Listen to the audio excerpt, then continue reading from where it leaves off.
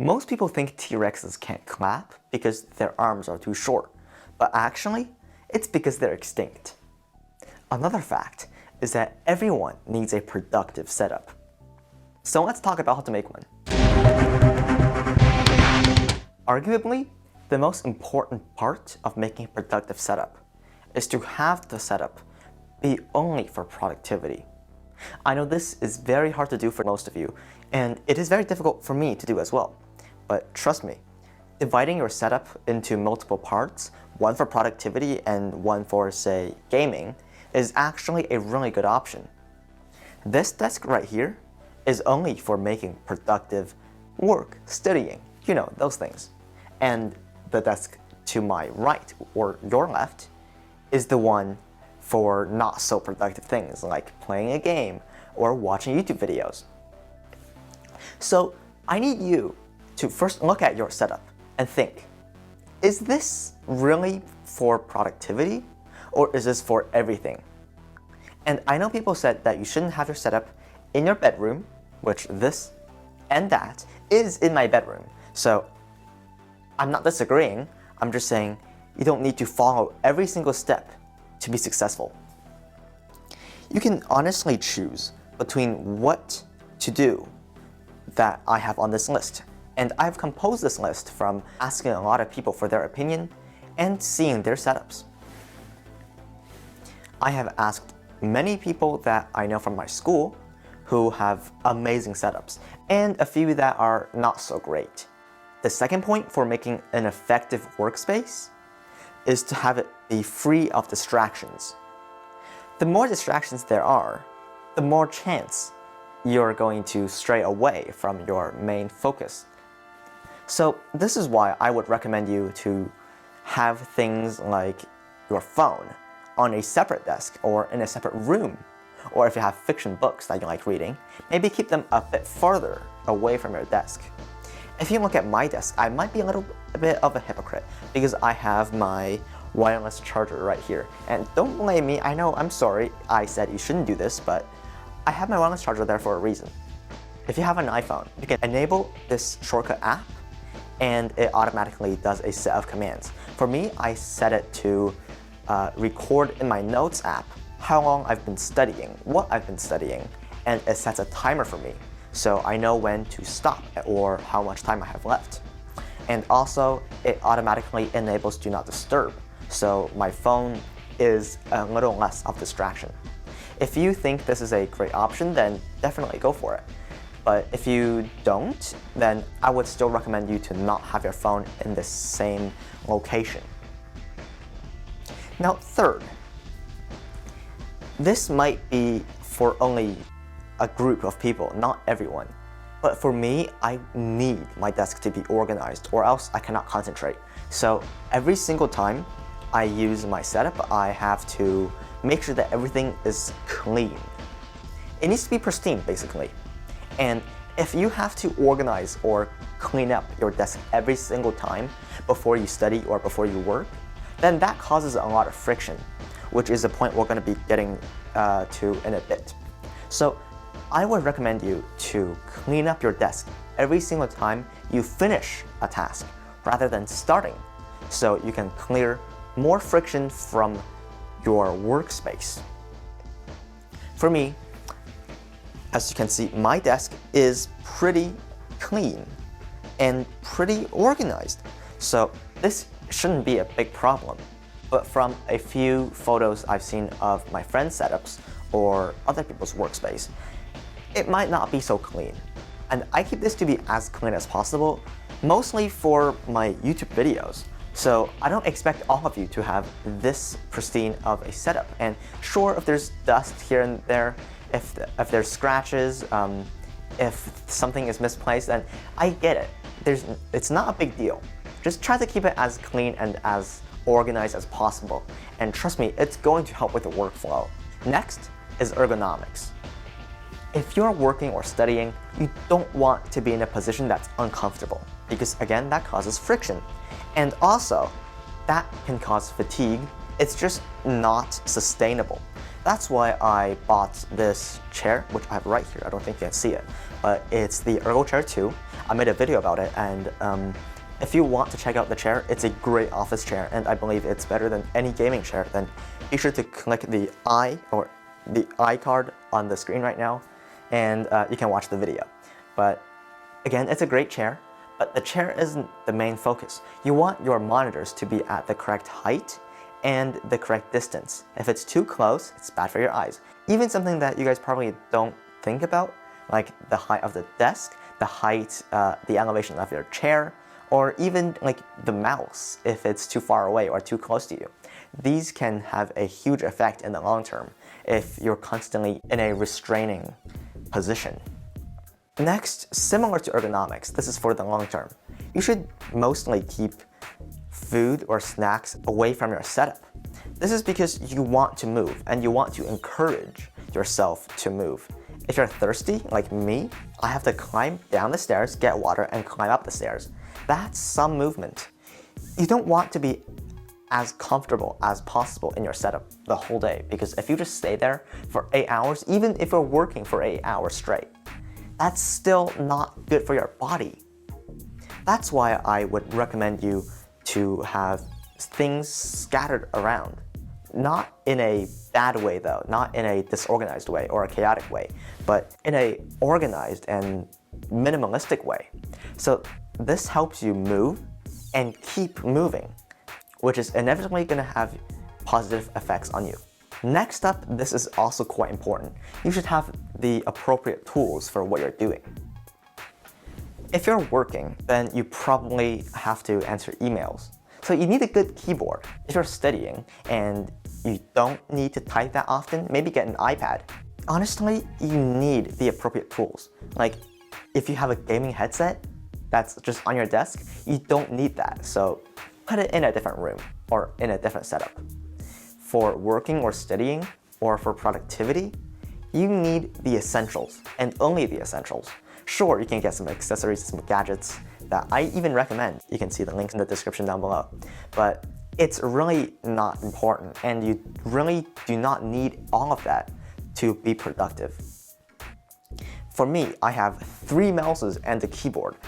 That's overkill for basically, I can say every single one of you. But for me, for what I do, I need those tools. I have a trackpad for productivity, so I can move around the desktop super quickly, and I have shortcuts. So that's why I have the trackpad. The Magic Mouse is a great mouse from Apple that I use every single day, and the MX Master 3 is really ergonomic, and I can use it for hours on end. So this is why I have 3 mouses. You don't need that, and I'm sure I'm the only person who needs that. So don't worry if you don't have 3 mouses, it's totally fine. Next up, you should have the appropriate lighting. This is so overlooked by a lot of people. A lot of my friends, they have some pretty nice setups, but the lighting sucks. It's either too dark or too bright, or the hue is wrong. Now for lighting, this is a huge deal. For me, I only have this desk light right here, and I have 2 light strips, one on the desk and one behind the monitors. That's what's illuminating behind me. Now, do you need that? Maybe. I can't say no and I can't say yes, because everyone is different. And if you can have natural light like I have here, then perfect. That's amazing. But if you can't, you can still try to emulate that by having cooler hues in the morning and warmer hues in the afternoon. So you can get some Philips Hue light bulbs or similar alternatives. There's actually been studies suggesting that if you have a dim setup or a overly bright setup, it can make you harder to focus. And also there's been another study that a cooler color of hue can make you more analytical, and a warmer hue can make you more creative. So it really depends on what you do. If you're writing an essay, then probably you want a mix of the two. If you're drawing or making art, then probably a warmer hue would be better. Or if you're editing photos, you want the exact white balance because color grading is important. So that's something for you to think about. Next up, as mentioned before, you don't want friction.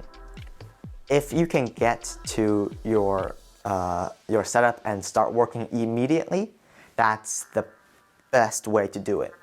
But I know that's not possible for a lot of people, and especially for me. That's why I really like Mac. I have an Apple Watch, so immediately when I tap on the spacebar, the Mac starts up, and my Apple Watch unlocks the Mac for me. I don't need to type in the password, and that clears friction. If you have to, say, move your entire computer to a different room just to get started, then maybe you should rethink your setup. Finally, one of my main points is space. And this isn't just physical space. I'm also talking about virtual space. If you look at my desk setup right here, you can see that it has plenty of space for me to put things. So I can have things there temporarily, or maybe permanently if I feel like it, like my audio interface for making YouTube videos and for making songs. You also want virtual space, and lots of it. As you can see behind me, I have two monitors. One is 21.5 inch, that's my iMac, and one is a 34-inch ultra-wide. That's plenty of virtual space for you to work on, because the more space you have, the more productive you can be. Before, I can only have one window open, or maybe two, but that's a little cramped on my iMac. But if I have this open, I can have basically 5 or 6 windows, and that helps me compare data, that helps me write essays and compare them. It helps with school, with writing emails, composing emails, everything. So that's why I'm stressing space so much. You want enough physical space, but also enough virtual space to do what you have to do. I have 2 more tips for you, but these are bonus tips, and you can only get them if you like the video. So if you haven't liked it already, be sure to go like the video, and then you can hear the tips. Oh, thanks for liking the video. Thank you so much. If you didn't, then, oh, you're a horrible person. But yeah, thanks. First, let's start with time and task management. Of course, you need time and task management, or else you're not successful and you're not productive. That's a joke, but you know, it's really helpful. The app that I recommend myself is called Asana. That's spelled A-S-A-N-A. And no, they're not sponsoring me, they're not paying me anything. I genuinely like their products. So they are free to begin with, and they are free basically the whole way, as long as you don't upgrade to premium. I haven't even considered getting premium because I don't even know what it has. Everything you need is in the basic option. Now, Asana features an iOS app, it features an Android app, and it's also mainly web-based. So on my phone, I can access it with the app. On my iPad or on my computers, I can access it from the web. And it's super intuitive. If you just want to check it out, it's perfect for managing your tasks and managing your time. The second bonus tip, this is very important, is that you want to have a notepad with you on your desk. So here I can show you the one I have, which is here. This is my notepad. And it's just basically a notepad. I got it from the dollar store actually. And I have a pen, which I got from Staples. This was like $1. So you can just basically write on the notepad. And you guys might be asking, why would you want a notepad when you can literally write on your computer? And this is because, first of all, when you're working, you don't want to be distracted, right? Because the more you're distracted, the more you're easily going to stop or abandon your task. This is why I would like you to keep a notepad on your desk.